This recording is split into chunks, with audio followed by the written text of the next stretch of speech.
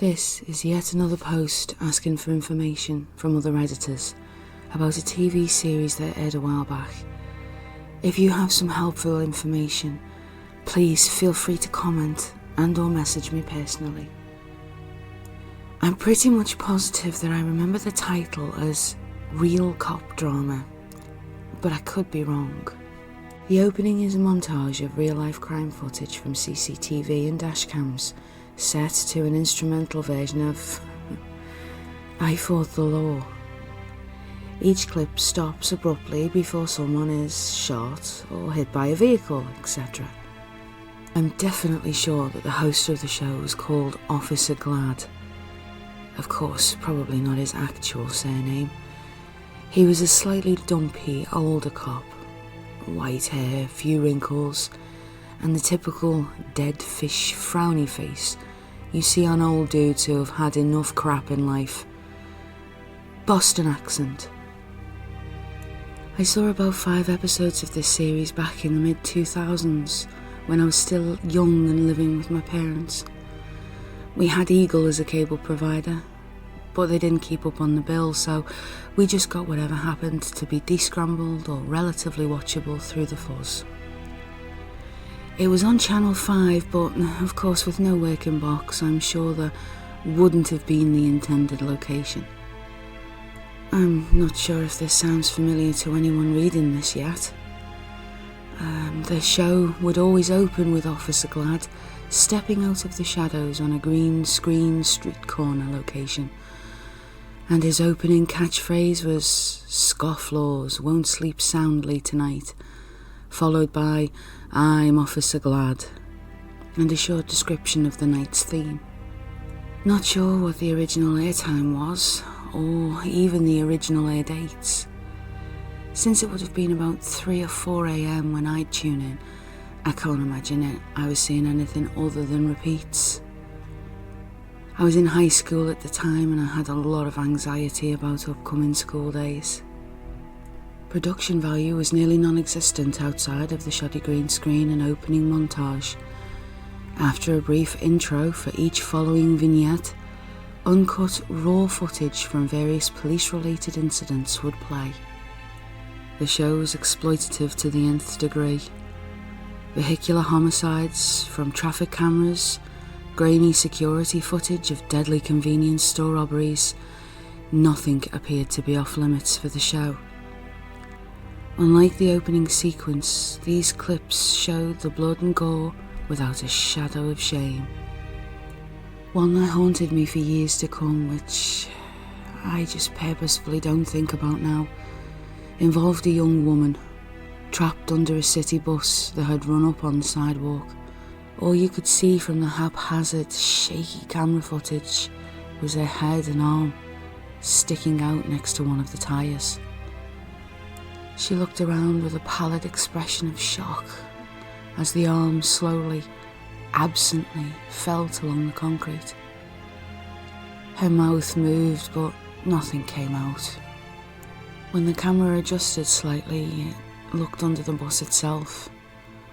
I could see that the rest of her body was elsewhere. Her attempts at calling or feeling for help were just the random motor function of severed body parts. The thing that bothered me the most was her body, though. The summer dress, the single red high heel shoe. In that fleeting moment of horror, the imagery also told a story about her. I couldn't stop wondering where she was going that day, who she was going to meet, and what would have happened in her life if that horrible moment had never occurred. I'm off topic really. I just wanted to find out if anyone has some information on this show.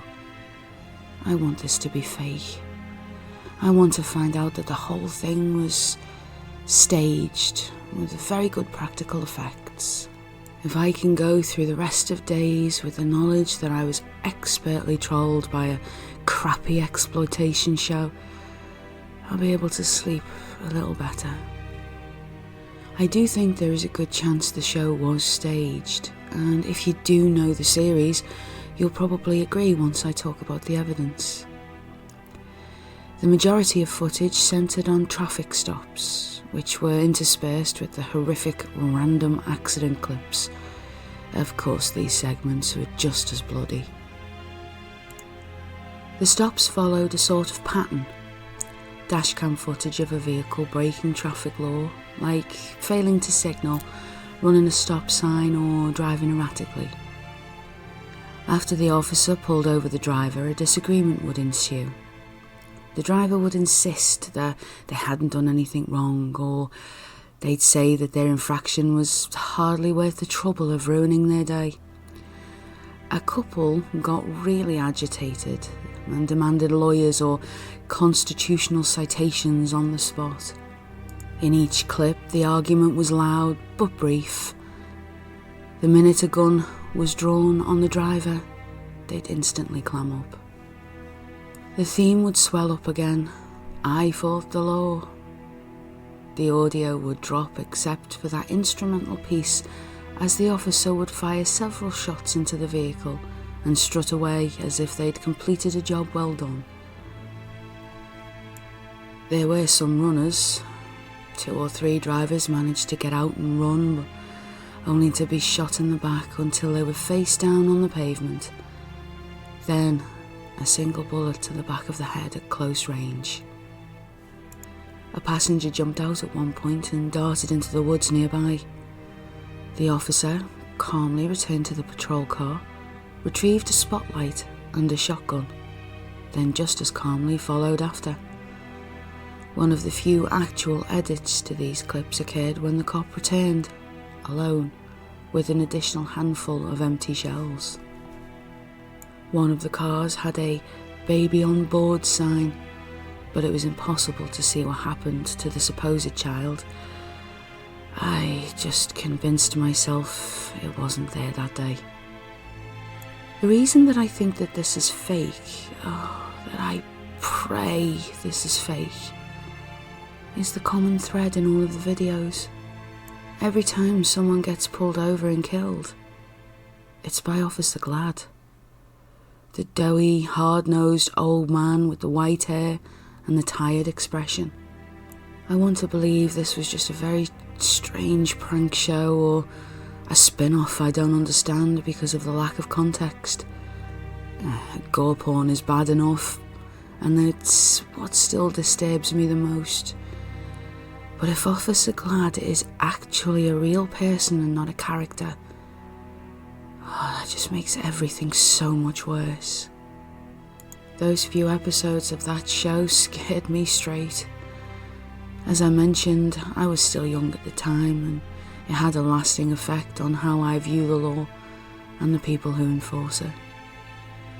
I have been as straight as an arrow as you can imagine from that point forward, and make no mistake, I was no saint before then.